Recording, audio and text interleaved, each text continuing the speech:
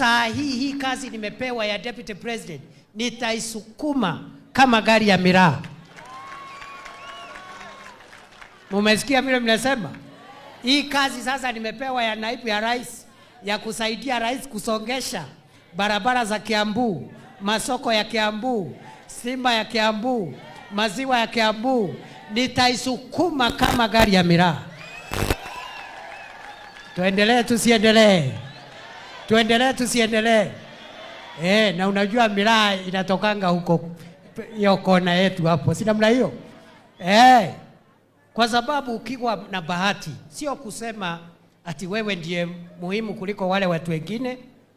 Ukipata nafasi, wananchi wamekupatia kazi kama rais, kama naibu wa rais, kama waziri, kama mbunge, kama MCA, usijifanye ati wewe uko na maana kuliko wale wengine.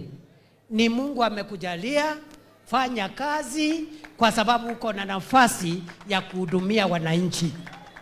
Kwa hivyo kwa sababu najua hii ni muda nimepewa nisukume hii biashara ya kusukuma maendeleo yetu ya hii Mount Kenya na Kenya kwa jumla, mimi nitasongesha hiyo kazi hata mtashangaa.